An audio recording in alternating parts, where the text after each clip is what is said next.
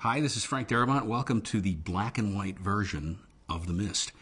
I always had it in mind, actually, to want to do The Mist in black and white because there's something about Stephen King's story that's a bit of a throwback. In fact, even he says in an afterword he once wrote that when he was writing the story, conceiving the story, he was inspired by those old, grainy black and white Burt I. Gordon monster movies of his youth. That, I think, has planted a seed in my head, as well as many of the fans of the story through the years, because I've heard that from a lot of people. Wouldn't it be cool to do The Mist in black and white? So I always kind of wanted to do that. Of course, it's a hard argument to make with a studio, because not that many people are into black and white these days, which I think is a shame.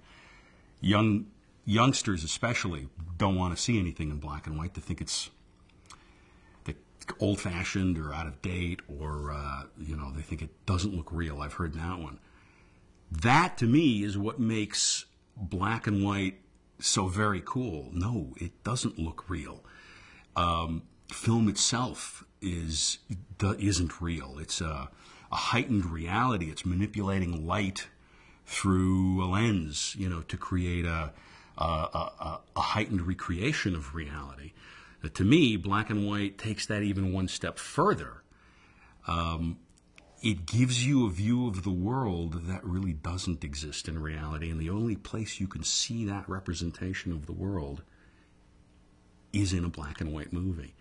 So to me, this has always been a bit of a throwback to that mid-'60s, Night of the Living Dead, pre-color Ray Harryhausen era of film.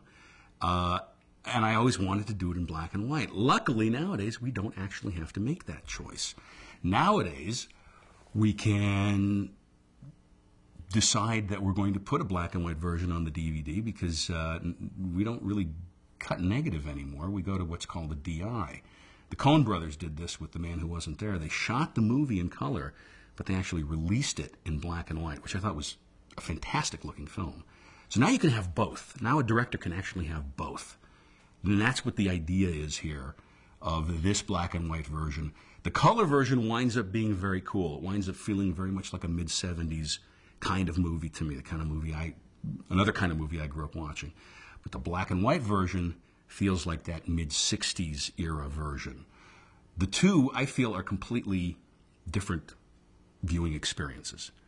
I dig them both. But if there's something on this disc that one would consider the director's cut or the director's version of the movie, it would have to be the black and white. It's my preferred version for those of my fellow film buffs and geeks who really dig black and white movies. This would be the version to watch, in my opinion. I really hope you enjoy the black and white of The Mist.